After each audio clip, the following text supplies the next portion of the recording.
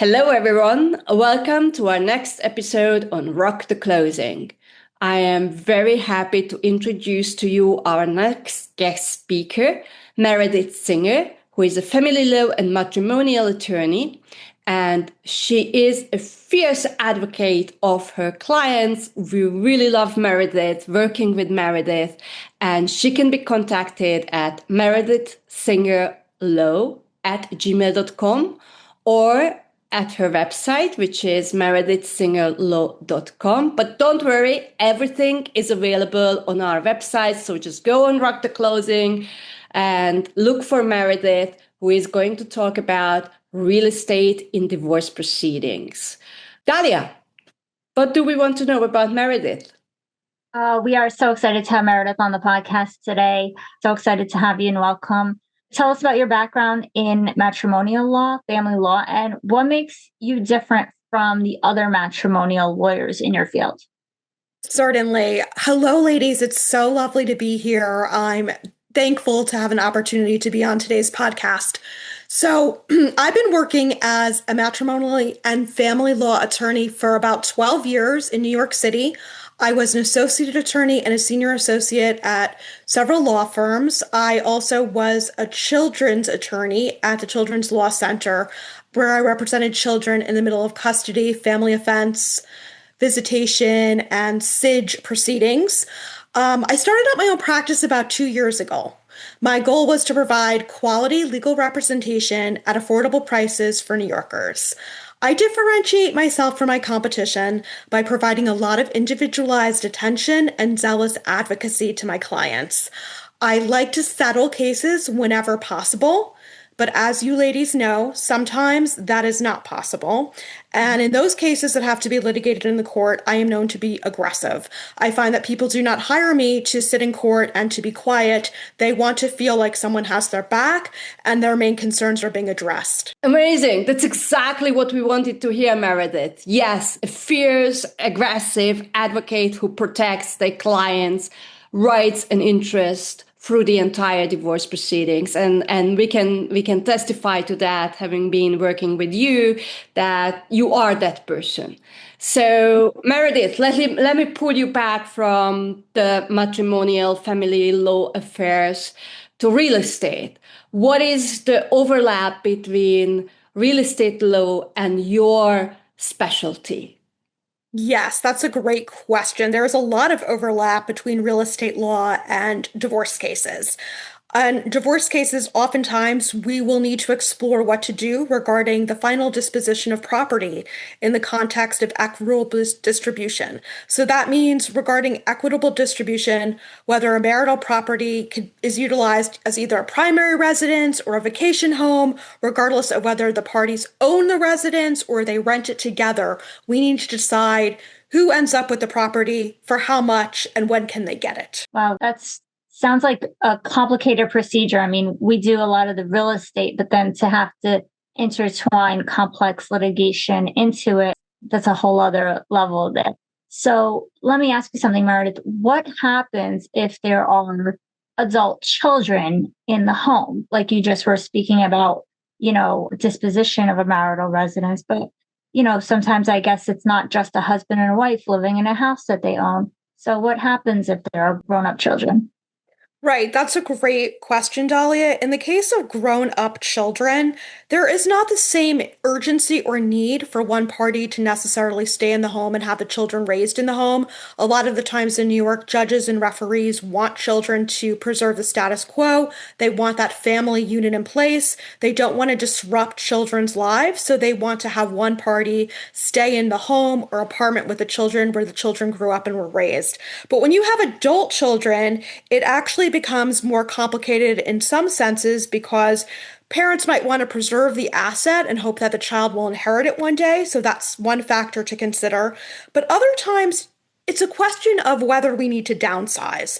A lot of times, mostly my female clients will want to keep the marital home just because of the sentimental value that it possesses. And I try to really coach them and encourage them to consider both the short-term and long-term financial costs. A lot of them do not necessarily know about all the sacrifices they're going to have to make in order to refinance the mortgage or get an assumption on the mortgage. This is especially the case if they are a low income earner, they don't have a lot of savings, investments, or a good credit score. I encourage them to consider when they have adult children, downsizing, finding an apartment, renting an apartment, having your child, stay on a pull-out couch when necessary when they're visiting mom or dad. Of course, sometimes it's the fathers, not just the mothers.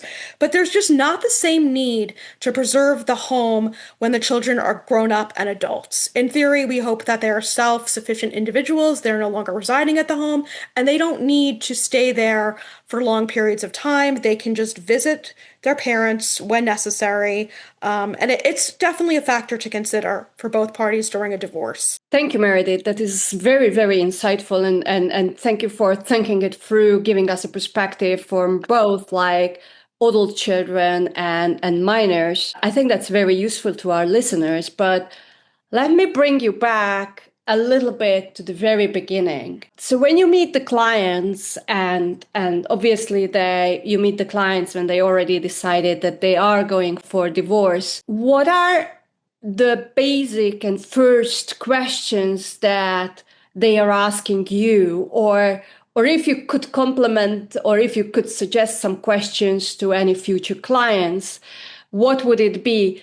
And can we just focus on the questions related to real property or real estate?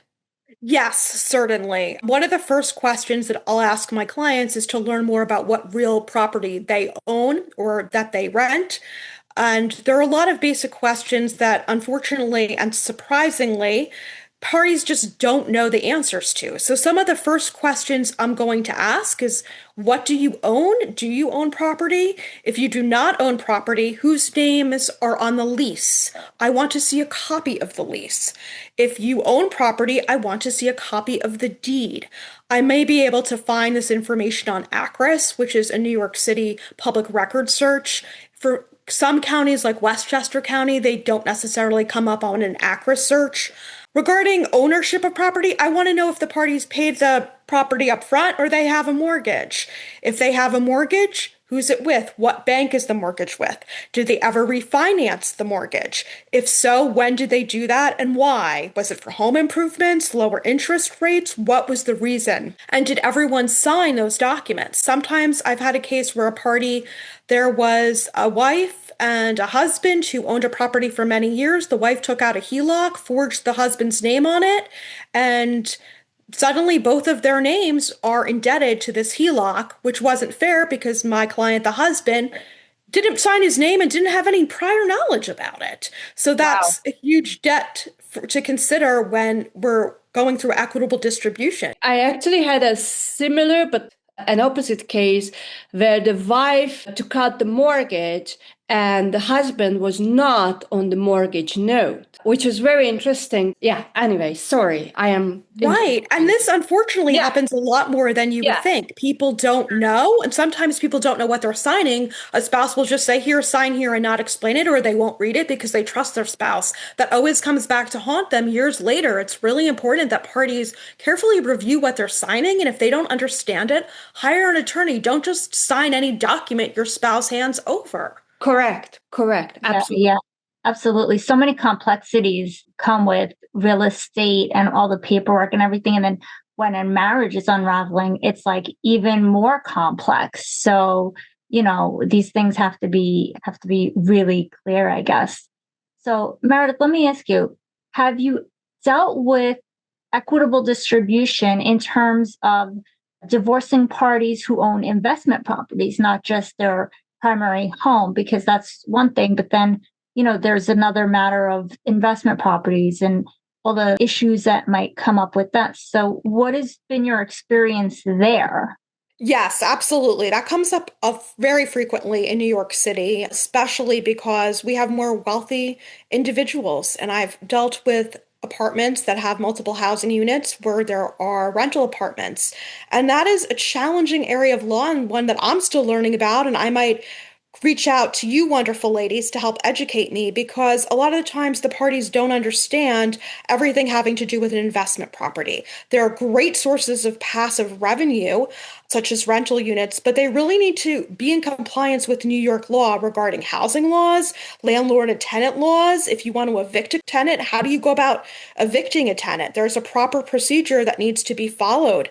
You might need to make improvements to the property. You need to keep up with various housing codes and to make sure that you're up to date with everything. You have to secure new tenants, collect rental incomes. This is all things that if you had during a marriage, perhaps the other party was the one who handled the tenants and collected the rental incomes and found and secured tenants and, did a background search on these individuals. And you might not know anything about that, yet you still really want to keep the property. It's a great investment property. It's a great value. That's understandable, but just understand that there's always other issues that come into play that you need to make sure you're knowledgeable about and that you can understand how to ameliorate if it becomes problematic in the future. For example, I had one client recently where we settled her very contentious divorce case and she had a rental unit. Unfortunately for her, the tenant refused to move out of the basement apartment. They weren't going to vacate. She had to have an inspection done to get an approval for a mortgage refinance, and there was a stove in the kitchen area, which wasn't supposed to be there, which would have to be removed because she couldn't get the tenant out. She couldn't make the necessary renovations to remove the stove. So we decided that she needed to have a mortgage assumption rather than a mortgage refinance. Again, we didn't know all this information or what was going to happen when we settled the case. So there's always things that you can factor in that might happen later. Like you might have a good relationship with a tenant, but they might just decide they don't want to move out or, God forbid something happen. So it's important to strategize as much as you can, but also realize you might have to fix your strategy or alter your strategy if things don't always go according to plan. Meredith, these are really, really important points, and thank you for highlighting them. And you just talked about the investment properties and related issues with tenants, but is there any issue when it comes to marital residence regarding the clients? Like you spoke about distribution, but are there any other issues, for example, if beyond distribution, one of the clients doesn't want to move out of the property? Any other issues besides this disposition? Right. Great question, because we're not only dealing with final disposition, some divorces can take years to entangle. And I think in New York City alone, if you look at a case like Jason Hoppy and Bethany Frankel, for all my reality TV fans, their marriage and divorce took about a decade to end. So from the time the divorce paperwork is first filed in court till final disposition, we call that the Pendente Lite time, which means in Latin, pending resolution, right? So during that time, we need to get someone out of the house. And frequently, one party will have voluntarily left, especially if it's a toxic environment. But sometimes it's not so easy to get one party out. We might have to file a motion, and part of the motion in a pendente lite motion may be that one party has to vacate the residence. Judges and referees hate doing this. They don't want to kick someone out of their home, especially if their name is on title, such as the deed or the lease, because we're not trying to make people homeless. So it's very hard to do that. There are, in my experiences, exceptions to this, and that is in extreme cases, such as if someone is being abused, if it's not safe for the children or one of the spouses. Again, you can file a pendente lite motion, make sure you provide evidence. It can't just be an allegation. The judge is not going to rubber stamp an allegation of abuse. You need to be able to show evidence such as photos, videos, police reports, domestic incidents reports, witnesses for a potential trial that substantiates your assertions. You must provide corroborating evidence. Again, what we touched upon earlier, judges are more hesitant for any sale of the home if there's children. They always want to keep at least one parent with the children in the home as much as possible. Another time I see when judges and referees have kicked someone out of the home during the proceeding before final disposition is when we have extremely wealthy clients. We might have a Hamptons home in play, and one party can just quickly move to the Hamptons home and still work remotely or commute to work. So as I was saying, in Hamptons home or wealthy litigants, the judges might force someone out if it is a toxic situation and there's somewhere else that is easily accessible and available for them to utilize. Wow. So that must be like a lot of emotions involved in that. And I'm sure judges do not want to make those really tough decisions with all those attachments that people have to their houses. So Meredith, let me ask you, what, if anything, can be done to just encourage someone to move out of a shared residence if a judge won't order them to, or if one party doesn't want to go that route of, sort of forcing, I'll say, a judge to order the other person out? What's been your experience about encouraging them sort of like non-judicially? Excellent question. And it's a very practical question. And sometimes this is an easy process and sometimes it's a very difficult one. I would always encourage advocacy. Let's try to settle this. Let's try to get someone to think it's a good idea for them to move out. How can we incentivize that person? So one excuse you might hear is, well, I would move out, but I don't want to miss visitation time with my children. Okay, great.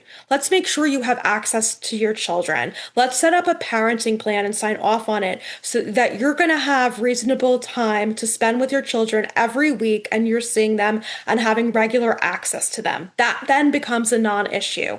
2, maybe I'm going to facilitate offering you some sweat equity. Maybe I'm going to help you move. Maybe I'm going to let you borrow funds or even give you funds for you to go somewhere else because I just really want you out. Maybe I'm going to contact family and friends who can be of assistance for a temporary solution until something more permanent is found for you. Lastly, I'm going to encourage my client to negotiate. Make any necessary trade-offs. So something of value to your spouse may not be of value to you. Maybe you say, in exchange for you moving out, I will give you X, Y, Z. The other thing, lastly, to remember is that even if one individual moves out, let's say the woman is the moneyed spouse in this case, and the husband stays in the home. That doesn't mean because the woman moves out that she is no longer responsible for making payments to the home. As I mentioned earlier, there is this notion of Pendente, Lite carrying charges. So the more wealthy spouse, even though they've vacated that home, may still have to pay mortgage, maintenance, rent, utility costs. And that is difficult, right? Because now you are basically maintaining expenses and payments for 2 different households, but nothing is going to absolve you of that obligation just because you moved out necessarily. Meredith, thank you so much. This was such a rich and wealth of knowledge that you have shared with us during this podcast. And your passion and your energy is really coming through when you are speaking and talking to our audience. And I'm really grateful and thank you for that.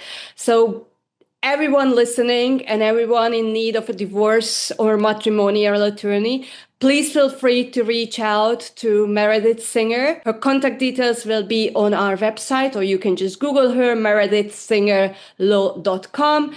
And thank you again for listening. Please stay tuned and hope you will be listening to our next Rock the Closing.